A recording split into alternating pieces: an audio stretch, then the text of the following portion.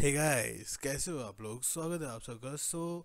आज मैं बात करूंगा जो भी इंपॉर्टेंट टॉपिक्स हैं केमिस्ट्री से रिलेटेड, जिससे मैक्सिमम क्वेश्चन आते हैं एसएससी सीजीएल के एग्जाम्स में। ठीक है। तो बेसिकली ये जो केमिस्ट्री का जो क्रैश कोर्स है, ठीक है, ये 3 पार्ट में होगा मेरा। ठीक है, पार्ट 1, पार्ट 2, पार्ट 3। तो ये जो अभी है, जो मैं अभी कर रहा हूँ, ये पार्ट 1 है। ठीक है। तो ऐसे करके 2 पार्ट और आएंगे। बहुत छोटी वीडियो होगी, ज़्यादा बड़ी नहीं होगी। ठीक है। तो आप बस इनको देखिएगा, ये बहुत इंपॉर्टेंट टॉपिक्स है जिससे जनरली क्वेश्चन आते हैं एसएससी सीजीएल के एग्जाम में।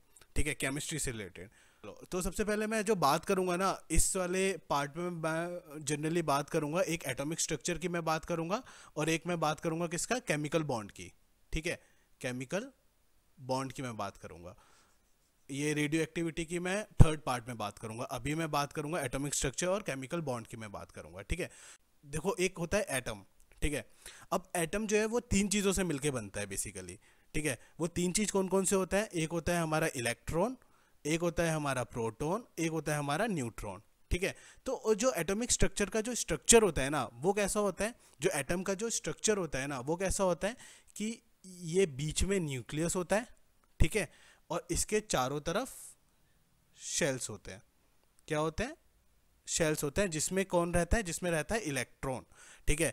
जो अंदर जो ये न्यूक्लियस होता है ना, इसके अंदर कौन रहता है? इसके अंदर रहते हैं प्रोटॉन रहता है और एक न्यूट्रॉन रहता है। ठीक है। और इलेक्ट्रॉन कहाँ पे रहते हैं? इलेक्ट्रॉन रहते हैं आपके, ये जो आपकी शेल है वहां पे रहते हैं। यहाँ पे क्या रहते हैं? इलेक्ट्रॉन रहते हैं। ठीक है। यहाँ पे क्या रहता है? इलेक्ट्रॉन रहते हैं। तो इतनी बात आपको समझ में आई? ठीक है। तो आप इसको वैसे समझ सकते हो, जैसे हमारा सोलर सिस्टम है। ठीक है। बीच में सन, तो सन हो गया हमारा न्यूक्लियस, जिसके अंदर कौन रहता है? प्रोटॉन और न्यूट्रॉन रहते हैं। और जितने भी हमारे प्लैनेट्स हो गए, वो काम करते हैं एज इलेक्ट्रॉन। ठीक है। वो एक अपनी शेल में घूमते रहते हैं ना, तो ऐसे यहाँ पे इलेक्ट्रॉन होते हैं। ठीक है। तो इलेक्ट्रॉन कहाँ पे रहते हैं? वो शेल में रहते हैं, जो कि न्यूक्लियस के अराउंड में होते हैं। ठीक है। तो ये जो शेल होते हैं ना, इनके भी नाम होते हैं, जैसे एस शेल होता है, पी शेल होता है। तो ये आपको याद करने की कोई ज़रूरत नहीं है। ठीक है। इनको याद करने की जरूरत नहीं है। बस आप इतना ध्यान रखो कि एक न्यूक्लियस होता है जिसके अंदर प्रोटॉन होता है, न्यूट्रॉन होता है, और बाहर शेल होते हैं। ठीक है। शेल होते हैं जिसमें क्या होता है? जिसमें इलेक्ट्रॉन घूमते हैं। इतनी बात समझ में आ गई? हम एक एक करके हर एक के बारे में पढ़ते हैं। ठीक है। सबसे पहले हम पढ़ते हैं इलेक्ट्रॉन क्या होता है। देखो, इलेक्ट्रॉन का जो डिस्कवर किया था वो किसने किया था? सर जे थॉमसन ने डिस्कवर किया था। ठीक है। तो इतनी बात मैं बता रहा हूँ आपको, बस इतनी बातें ध्यान रखनी है, इससे ज़्यादा आपको कुछ ध्यान नहीं रखना, और इसी में से क्वेश्चन आते हैं। ठीक है। मास कितना होता है इलेक्ट्रॉन का? मास होता है 9.1 इंटू 10⁻³ ठीक है, -31 kg। अगर हमें ग्राम में लिखना हो तो इंटू 10⁻³ कर दो, डेट मीन्स +3 हो जाएगा। तो क्या हो जाएगा? 9.1 इंटू 10⁻28 ग्राम। ठीक है। चलिए, अगर हमें यू एक यूनिट होती है जिसको हम क्या बोलते हैं? एस्ट्रोनॉमिकल मास यूनिट होती है। ठीक है। तो अगर हमें इसके टर्म्स में याद रखना हो तो उसके टर्म्स में हमें क्या याद रखना पड़ेगा कि मास की यूनिट क्या होती है? 0.0054 U। ठीक है। 0.0054 एस्ट्रोनॉमिकल मास यूनिट। ठीक है। अब इसमें एक बात ध्यान रखना कि ये क्वेश्चन कई बार आता है कि भाई एंटी पार्टिकल क्या होता है इलेक्ट्रॉन का। ठीक है। तो बहुत लोग होते हैं, वो लोग क्या लगा देते हैं? प्रोटॉन। ठीक है। भाई प्रोटॉन नहीं होता, पॉजिट्रॉन इसका एंटी पार्टिकल होता है। क्या होता है? पॉजिट्रॉन। अब चार्ज कितना होता है भाई इसके अंदर? चार्ज होता है इसके अंदर नेगेटिव चार्ज होता है। सबसे पहले ध्यान रखना कौन सा चार्ज होता है? नेगेटिव चार्ज होता है। और वो कितना चार्ज होता है? वो होता है 1.6 इंटू 10⁻⁻19 कूलम। कूलम जो है वो यूनिट होती है किसकी? चार्ज की यूनिट होती है। ठीक है। अब इलेक्ट्रॉन से होता क्या है बेसिकली? जब इलेक्ट्रॉन मूव करता है ना, तो उससे एक्सरे जनरेट होती है। ठीक है। क्या जनरेट होती है? एक्सरे जनरेट होती है। ठीक है। आपको बस इतनी चीज़ें ध्यान रखनी है। चलिए, हम बात करते हैं प्रोटॉन की। ठीक है। अब प्रोटॉन किसने डिस्कवर किया भाई? प्रोटॉन डिस्कवर किया रदरफोर्ड ने। ठीक है। अब इसके अंदर चार्ज कितना होता है? इसके अंदर चार्ज होता है, पॉजिटिव में चार्ज होता है। जितना इलेक्ट्रॉन में चार्ज होता है उतना ही आपका प्रोटॉन में भी चार्ज होता है, मतलब पर लेकिन पॉजिटिव में होता है। ठीक है। तो 1.6 इंटू 10⁻⁻19 कूलम। ठीक है। तो ये पॉजिटिव चार्ज होगा। इलेक्ट्रॉन में कितना होता है? नेगेटिव, मतलब -1.6 इंटू 10⁻⁻19 कूलम। ठीक है। अब अगर हम प्रोटॉन के मास की बात करें, कितना मास होता है? ये भारी होता है इलेक्ट्रॉन से। ठीक है। और कितना मास होता है? ये होता है 1.672 इंटू 10⁻⁻27 kg। अगर ग्राम में करना है तो कितना हो जाएगा? 1.672 इंटू 10⁻⁻24 ग्राम। ठीक है। अगर हम एस्ट्रोनॉमिकल मास यूनिट की बात करें तो कितना होता है 1.00727 U, ठीक है। कभी कभी ये क्वेश्चन आ जाता है कि प्रोटॉन का मास कितना ज़्यादा होता है, कितने टाइम्स ज़्यादा होता है हमारे इलेक्ट्रॉन के मास से, तो वो भी मैंने आपको यहाँ पे बता दिया, 1836 टाइम्स ज़्यादा होता है हमारे इलेक्ट्रॉन के मास से, ठीक है। तो जो प्रोटॉन का मास होगा ना वो 1836 मतलब 1836 टाइम्स ज़्यादा होगा हमारा इलेक्ट्रॉन के मास से, ठीक है। चलिए हम बात करते हैं न्यूट्रॉन की, ठीक है। अब न्यूट्रॉन क्या होता है, इसके अंदर कोई चार्ज नहीं होता, ठीक है, नो चार्ज, ठीक है। इसके अंदर कोई चार्ज नहीं होता। ये डिस्कवर किसने किया था, चैडविक ने डिस्कवर किया था, ठीक है, चैडविक ने डिस्कवर किया था। इसका मास कितना होता है, इसका मास होता है 1.672 इंटू 10⁻⁻17 kg, ठीक है। ग्राम में आप ऑलरेडी आप खुद कन्वर्ट कर लोगे, ठीक है। और ये तीनों में सबसे ज़्यादा भारी होता है, ठीक है। अब इसका एंटी पार्टिकल क्या होता है, इसका एंटी पार्टिकल होता है एंटी न्यूट्रिनो, ठीक है। अब ये एक फैक्ट है कि हाइड्रोजन एटम एक ऐसा इकलौता एटम है जिसमें न्यूट्रॉन जो है वो एग्जिस्ट नहीं करता, ठीक है। तो इतनी बात समझ में आ गई आपको। चलिए अब हम बात करते हैं एटॉमिक नंबर। एटॉमिक नंबर क्या होता है, ठीक है। अब ये देखिए, पहले मैंने जो आपको कॉन्सेप्ट बताया था कि ये न्यूक्लियस होता है, न्यूक्लियस के अंदर प्रोटॉन होते हैं और न्यूट्रॉन होते हैं, और बाहर शेल होता है, शेल में क्या होते हैं वो इलेक्ट्रॉन होते हैं, ठीक है। अब एटॉमिक नंबर क्या होता है, एटॉमिक नंबर होता है जितने नंबर ऑफ प्रोटॉन होते हैं ना किसी भी एटम में, वो उसका एटॉमिक नंबर होता है, ठीक है। या फिर ऐसा बोलते हैं, अगर कोई भी एटम अपने नेचुरल कंडीशन में है या अपने न्यूट्रल कंडीशन में है, ठीक है, तो उसमें जितने नंबर ऑफ इलेक्ट्रॉन होंगे वही उसका एटॉमिक नंबर होगा। ऐसा क्यों होता है, क्योंकि जब एटम न्यूट्रल होता है ना, जब एटम न्यूट्रल होता है तब उसमें क्या होता है कि नंबर ऑफ प्रोटॉन जो है ना वो बराबर होता है नंबर ऑफ इलेक्ट्रॉन के, ठीक है। अब वही इक्वल टू होता है हमारा क्या, एटॉमिक नंबर, वही क्या होता है एटॉमिक नंबर, ठीक है। तो समझ में आ गया। अगर देखो जैसे ऑक्सीजन का के अंदर कितने प्रोटॉन है, ऑक्सीजन के अंदर 8 प्रोटॉन होते हैं और 8 इलेक्ट्रॉन होते हैं। इसका मतलब क्या है कि एटॉमिक नंबर कितना है इसका, 8 है। बोरोन का 5 होता है, कार्बन में ऐसी 6 होता है। तो ये होता है हमारा एटॉमिक नंबर। अगर हम मास नंबर की बात करें तो देखो मास कहाँ पे होता है, मास होता है यहाँ न्यूक्लियस के अंदर, ठीक है, न्यूक्लियस के अंदर मास होता है, ठीक है। अब न्यूक्लियस के अंदर जो मास है, अब न्यूक्लियस के अंदर मैंने आपको बताया था क्या क्या चीज़ें हैं भाई, प्रोटॉन है, न्यूट्रॉन है। तो फिर मास नंबर क्या हुआ, sum of number of proton and neutron. एक न्यूक्लियस के अंदर प्रोटॉन कितने नंबर ऑफ प्रोटॉन है प्लस कितने नंबर ऑफ न्यूट्रॉन है, ये हमारा क्या हो जाता है, ये हो जाता है हमारा मास नंबर, ठीक है। Number of proton plus number of neutron कहाँ पे, न्यूक्लियस के अंदर, वो हमारा क्या हो जाएगा, मास नंबर हो जाएगा। क्या हो जाएगा, मास नंबर हो जाएगा, ठीक है। इतनी बात समझ में आ गई। जैसे ऑक्सीजन के अंदर क्या होता है कि 8 प्रोटॉन होते हैं और 8 न्यूट्रॉन होते हैं, तो मास नंबर कितना हो गया हमारा, 16 हो गया, ठीक है। कार्बन में क्या होता है कि 6 प्रोटॉन होते हैं, 6 न्यूट्रॉन होते हैं, तो कितना हो जाएगा मास नंबर, 12 हो जाता है, ठीक है।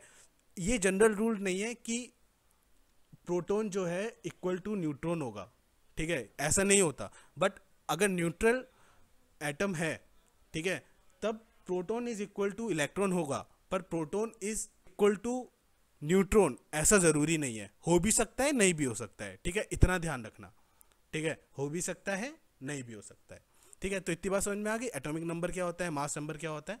चले अब मैं बताता हूँ आइसोटॉप्स क्या होते हैं, ठीक है। आइसोटॉप्स क्या होते हैं, देखो ये वो एलिमेंट्स हैं जिनका एटॉमिक नंबर तो सेम होता है बट लेकिन मास नंबर अलग होता है, ठीक है। एटॉमिक नंबर सेम होता है बट मास नंबर अलग होता है। जैसे मैं हाइड्रोजन की बात करूं, अब हाइड्रोजन का जो है ना एटम, इसके 3 टाइप मिलते हैं। एक होता है हमारा प्रोटियम, ठीक है, एक होता है हमारा ड्यूट्रियम, एक होता है हमारा ट्राइटियम, ठीक है। जो प्रोटियम होता है उसमें मास नंबर 1 होता है, एटॉमिक नंबर 1 होता है। जो ड्यूट्रियम होता है उसमें मास नंबर 2 होता है पर एटॉमिक नंबर 1 ही होता है। और ट्राइटियम होता है मास नंबर 3 होता है पर एटॉमिक नंबर 1 होता है। अब देखो इसमें कितने हैं न्यूट्रॉन, इसमें न्यूट्रॉन 0 है, इसमें न्यूट्रॉन 1 है, इसमें न्यूट्रॉन कितने हैं, इसमें न्यूट्रॉन 2 है। तो इसलिए तो मास नंबर बढ़ता जा रहा है ना, बट एटॉमिक नंबर सेम है क्योंकि इन तीनों में जो प्रोटॉन होंगे ना वो एक ही एक होगा, ठीक है। इसलिए तो इनको क्या बोलते हैं, इन एलिमेंट्स को क्या बोलते हैं कि भाई ये आइसोटॉप्स हैं। आइसोटॉप्स हैं किसके, ये है हाइड्रोजन के आइसोटॉप्स है, ठीक है, हाइड्रोजन के ये क्या है, आइसोटॉप्स हैं। ठीक है, चलिए अब हम बात करते हैं आइसोबार की। आइसोबार क्या होता है, देखो आइसोबार अगर हम मेट्रोलॉजिकल टर्म में बोल लेते हैं तो उसमें क्या होता है, उसमें होता है कि जो भी सेम प्रेशर की जो लाइन होगी ना, उन लाइंस को बोलते हैं हम आइसोबार।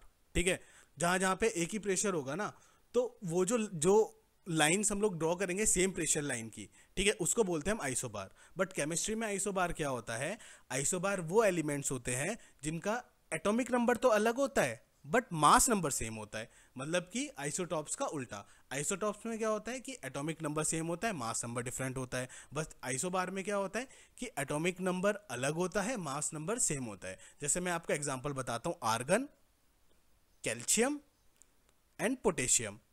ठीक है, अब देखो इन तीनों का जो मास नंबर है 40 40 40, ठीक है, बट एटॉमिक नंबर अलग है। आर्गन का 18 है, पोटेशियम का 19 है, कैल्शियम का 20 है। ठीक है, तो बट इसमें क्या है कि मास नंबर सेम है बट लेकिन एटॉमिक नंबर अलग अलग है। तो ये क्या हो गए, ये हो गए आइसोबास। क्या हो गए ये हो गए हमारे आइसोबास। ठीक है, चलिए हम बात करते हैं केमिकल बॉन्ड की।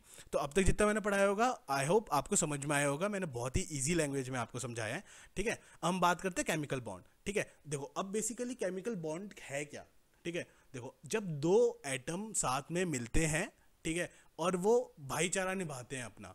ठीक है, जैसे अब दो फ्रेंड हो, ठीक है, मैं आपको बहुत लेमन लैंग्वेज में समझाने की कोशिश करता हूँ। दो फ्रेंड हो, ठीक है, आप लोग दोस्त बनते हो, एक भाईचारा होता है। ठीक है, तो तुम्हारे बीच में भी एक बॉन्ड होता है, उनके बीच में भी एक बॉन्ड होता है।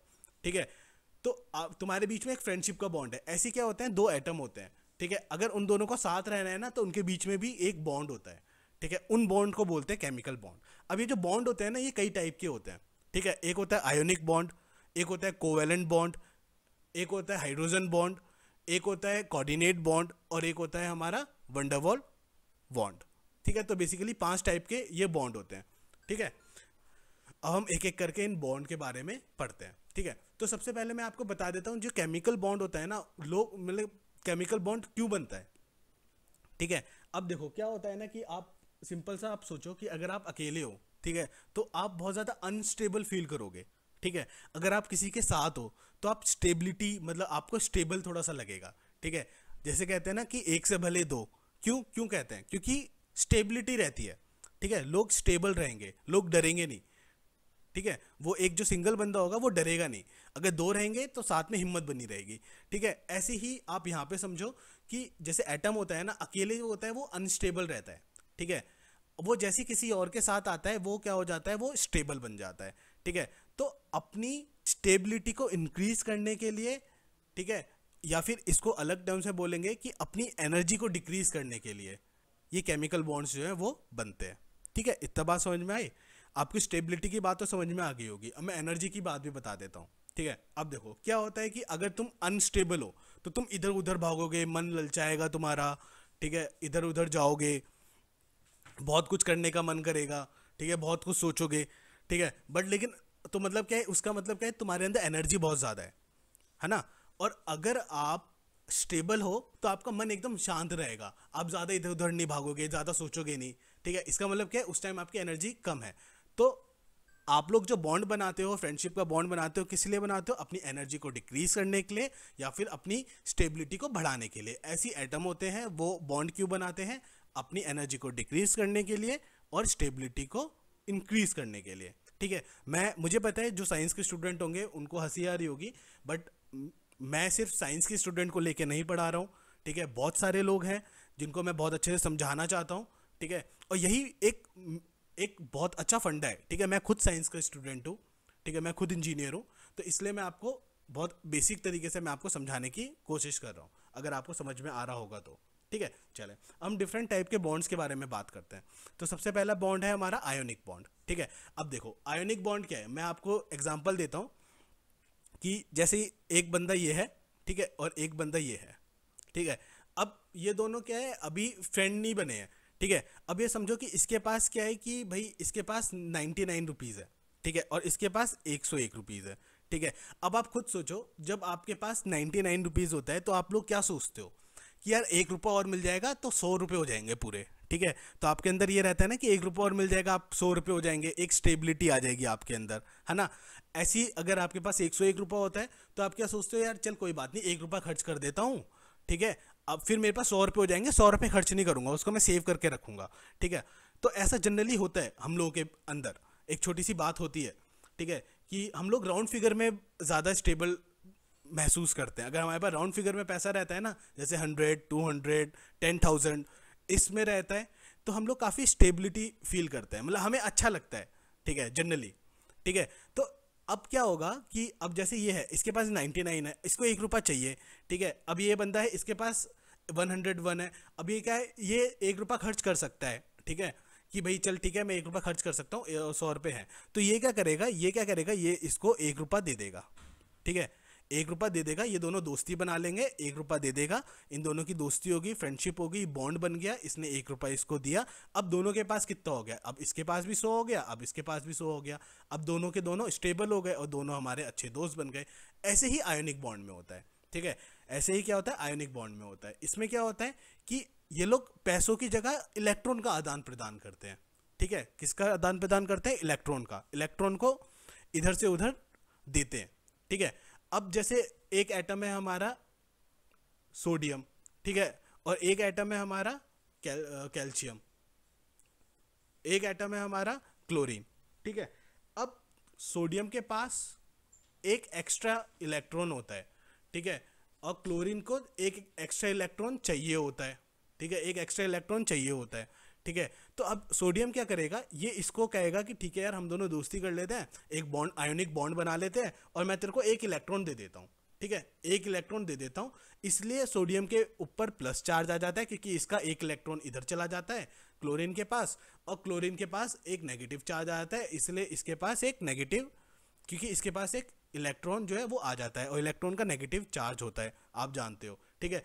अब इनके बीच में क्या है, एक बॉन्ड बन जाता है, तो इस बॉन्ड को बोलते हैं आयनिक बॉन्ड, ठीक है। तो ये जो बॉन्ड होता है ना, ये इलेक्ट्रोस्टैटिक इंट्रैक्शन होता है या फिर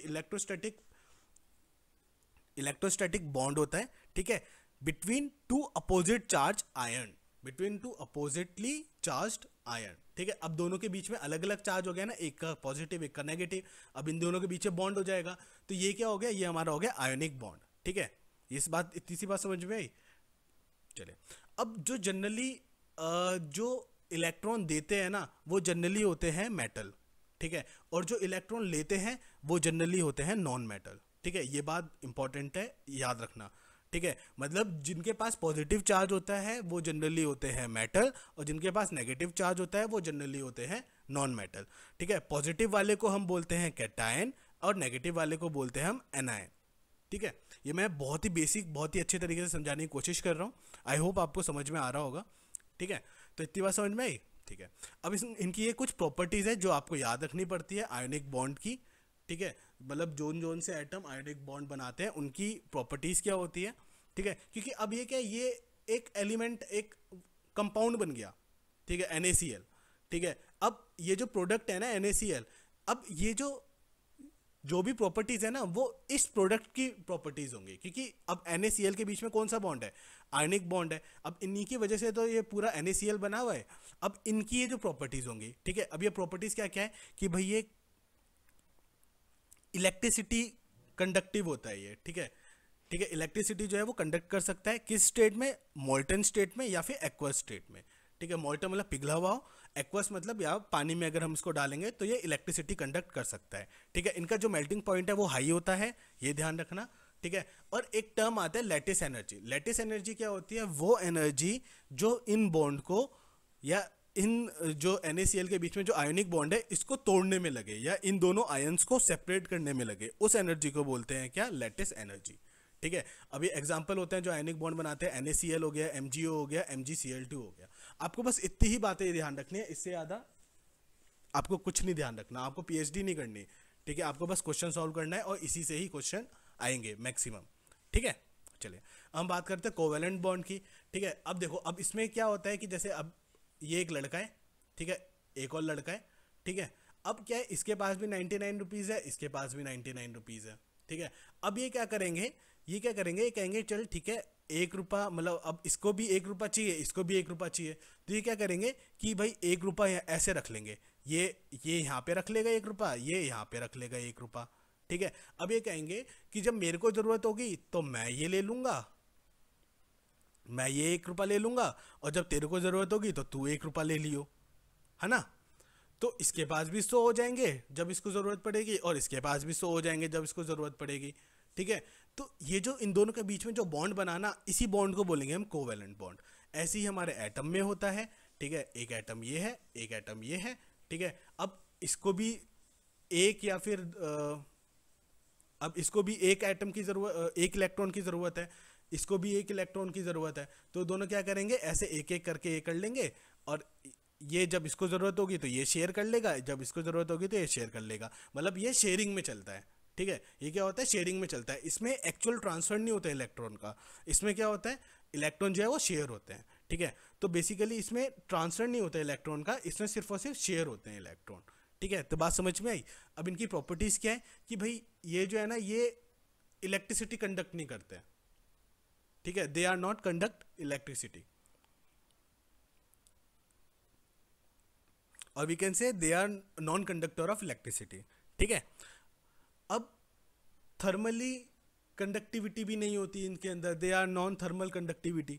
तीसरी प्रॉपर्टी क्या है कि ये वाटर में इनसॉल्युबल होता है, ठीक है। वाटर में ये इनसॉल्युबल होता है, बट लेकिन जो भी ऑर्गेनिक सॉल्वेंट होगा ना, जैसे बेंजीन हो गया, ठीक है, एसीटोन हो गया, ईथर हो गया, एसीटोन ईथर हो गया, ठीक है। इनमें क्या होता है, ये इनमें जो भी ऑर्गेनिक सॉल्वेंट होता है उनमें वो ये सॉल्युबल होते हैं। कौन से भी एटम कोवेलेंट बॉन्ड बनाते हैं वो ऑर्गेनिक सॉल्वेंट में सॉल्युबल होते हैं, पर वाटर में इनसॉल्युबल होते हैं, वाटर में सॉल्युबल नहीं होते, ठीक है। इनका लो बॉइलिंग पॉइंट होता है, low boiling and melting point दोनों इनका काफ़ी लो होता है, ठीक है। और ये डायरेक्शनल होते हैं, ठीक है, डायरेक्शनल इन नेचर होता है, और इनकी एक डेफिनाइट ज्योमेट्री होती है, ठीक है। इनकी जो ज्योमेट्री होती है ना, एक डेफिनाइट ज्योमेट्री होती है, आप इतना ही ध्यान रखो, क्योंकि हर एक कंपाउंड की क्या होती है ना, ज्योमेट्री होती है, और उनकी वही ज्योमेट्री रहती है, ठीक है। जैसे मैं आपको बता देता हूँ, अमोनिया बनाता हूँ, ठीक है। तो अमोनिया NH3 होता है, तो जैसे N ऐसे होता है, फिर ये एक ऐसे करके कुछ 3 टायर स्ट्रक्चर बनता है इनका ऐसे करके, तो ये स्ट्रक्चर इनका ऐसे ही रहता है, ठीक है। तो इसलिए बोलते हैं कि इनका एक डेफिनेट ज्योमेट्री होती है, और एक डायरेक्शनल इन नेचर होते हैं ये, ठीक है। एग्जाम्पल क्या क्या हो गया भाई, वाटर हो गया, अमोनिया हो गया, मीथेन हो गया, ठीक है। तो ये सब क्या है हमारे, ये सब बनाते हैं हमारे कोवेलेंट बॉन्ड, ठीक है। चले अब हम बात करते हैं कोऑर्डिनेट बॉन्ड की। अब देखो, अब कोऑर्डिनेट बॉन्ड में क्या है कि ये एक बंदा है, ठीक है, ये क्या है, ये एक बंदा है, और एक बंदा ये है, ठीक है, एक बंदा ये है।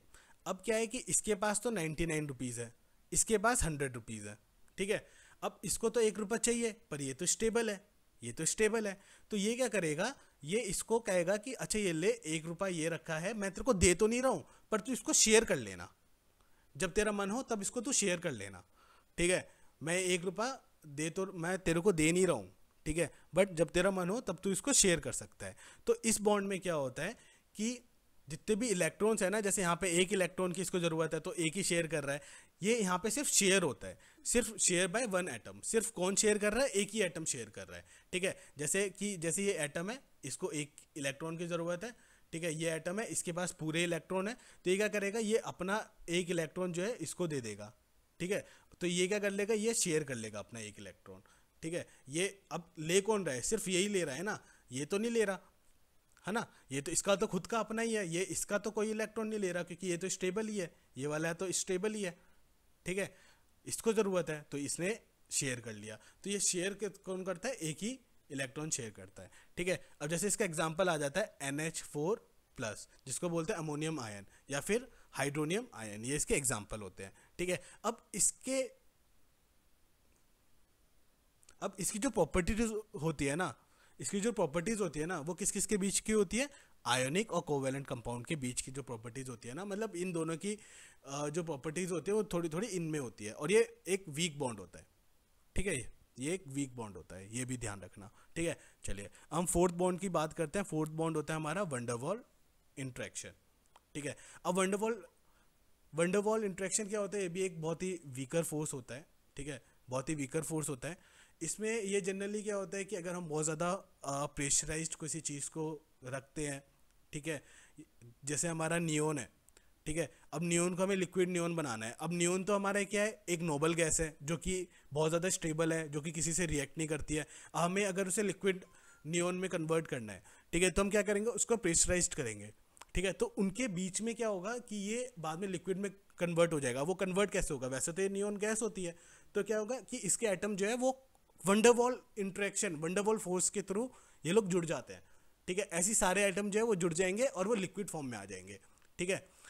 अब पास पास हो गए तो लिक्विड फॉर्म में आ गए। तो ऐसे ही हमारा ऐसे होता है हमारा लिक्विड। जैसे आपने कभी देखा होगा कि आप दो आइस क्यूब लेना, ठीक है, और उसको कस के दबाना, तो आप कुछ टाइम बाद देखोगे कि वो एक जैसी नज़र आने लगती है, कि वो एक ही आइस क्यूब है, ठीक है। दो अलग अलग आइस क्यूब को अगर आप मिलाओगे, काफ़ी तेज़ से प्रेस करके रखोगे 1-2 मिनट तक, ठीक है, तो वो कैसा लगेगा कि अगर आप उसके बाद में देखोगे कि वो आपको लगेगा कि वो दोनों वो एक ही है, ठीक है। तो वो क्यों जुड़ जाते हैं, वो जुड़ जाते हैं बिकॉज ऑफ वंडरवॉल इंट्रैक्शन, ठीक है। तो इतनी बात समझ में आई। अब ये जो वंडरवॉल इंट्रैक्शन है ना, ये हमारे रियल गैस का बिहेवियर हमें एक्सप्लेन करता है, ठीक है। ये बात इंपॉर्टेंट है, जो वंडरवॉल इंट्रैक्शन है वो हमारे रियल गैस के बिहेवियर को एक्सप्लेन करता है, ठीक है। चले हम आखिरी बॉन्ड पढ़ते हैं, जो है हमारा हाइड्रोजन बॉन्ड। ये जो हाइड्रोजन बॉन्ड होता है ना, ये मेनली क्या होता है कि जो हमारा हाईली इलेक्ट्रोनेगेटिव एलिमेंट होता है ना, जैसे हमारा नाइट्रोजन हो गया, ऑक्सीजन हो गया, फ्लोरीन हो गया, ठीक है, मतलब जिनको एक इलेक्ट्रॉन की ज़रूरत पड़ती है, ठीक है, उनके साथ ये बॉन्ड हाइड्रोजन बॉन्ड बनाता है। सिर्फ कौन बनाता है, हाइड्रोजन बॉन्ड बनाता है उनके साथ, ठीक है। तो इस बॉन्ड को बोलते हैं हम क्या, हाइड्रोजन बॉन्ड, ठीक है। The attractive interaction of hydrogen attach to the highly electronegative element such as nitrogen, oxygen and fluorine, ठीक है। तो इस बॉन्ड को बोलते हैं हम क्या, हाइड्रोजन बॉन्ड। अब हाइड्रोजन बॉन्ड बनता कहाँ कहाँ पर है, अगर हम इनऑर्गेनिक की बात करें तो वाटर में हाइड्रोजन बॉन्ड बनता है। अगर हम ऑर्गेनिक की बात करें तो डीएनए में भी हमारा जो है, डीएनए क्या होता है, डीऑक्सी राइबो न्यूक्लिक एसिड, ठीक है, उसमें भी हमारा क्या बनता है, हाइड्रोजन बॉन्ड बनता है, ठीक है। अब जैसे एग्जांपल मैं बता देता हूँ, जैसे एच होता है, ठीक है, एच है। अब ये हमारा जो एच होता है ना, हाइड्रोजन फ्लोराइड, वो लिक्विड फॉर्म में कैसे होता है, क्योंकि वो हाइड्रोजन बॉन्ड बना रहता है उसमें, ठीक है। ये हाइड्रोजन बॉन्ड बना हुआ है, तो देखो ये एच है, ये एफ है। अब ये वाला एक और एटम हो गया एच एफ का, ठीक है। तो इसका जो एच है और दूसरे एटम का जो एफ है, ये जो बॉन्ड बना रहे हैं ना, ये हाइड्रोजन बॉन्ड है। ये हमारा क्या है, ये हमारा हाइड्रोजन बॉन्ड है, ठीक है। तो ऐसी अगला वाला लगा रहा होगा, ऐसी अगला वाला लगा रहा होगा, तो ऐसी करके हमारा ये बॉन्ड बनता है। ऐसे H2O में बन रहा होगा, देखो, ऑक्सीजन और हाइड्रोजन के बीच में, ठीक है। ये पहला एटम है, ये दूसरा एटम है, पहले एटम का ऑक्सीजन, दूसरे एटम का हाइड्रोजन, ये बॉन्ड बना रहे हैं। ऐसे दूसरे का ऑक्सीजन, तीसरे का हाइड्रोजन, ये बॉन्ड बना रहे हैं। तो इसको बोलते हैं हम क्या, हाइड्रोजन बॉन्ड, ठीक है। तो इतनी बात समझ में आ गई। सो गाइज, पहला पार्ट मैं यहीं पे ख़त्म करता हूँ। So thank you guys. अगर आपको मेरा वीडियो अच्छा लगता है तो प्लीज़ यार मेरे वीडियो को लाइक करो, ठीक है। मैं देखता हूँ कि मैं वीडियो बनाता हूँ, लाइक्स आते नहीं है यार, व्यूज़ आते हैं, ठीक है, थोड़े बहुत व्यूज़ आ जाते हैं, बट लाइक करो यार। अगर आप सपोर्ट करना चाहते हो मेरे को, या मेरे चैनल को सपोर्ट करते हो, तो प्लीज़ मेरे चैनल को लाइक करो, ठीक है। और जो लोग नए हैं वो लोग प्लीज़ इसको सब्सक्राइब करो, ठीक है। और जो मेरे पुराने सब्सक्राइबर्स हैं यार, प्लीज़ इसको शेयर करो, और अपने जितने भी दोस्त हैं उनको मेरे इस चैनल में लेके आओ, जिससे कि ज़्यादा लोग आएंगे, ज़्यादा ट्रैफिक आएगा, मैं भी जल्दी जल्दी वीडियोज़ बनाऊँगा। So guys, thank you, bye bye, take care, God bless you.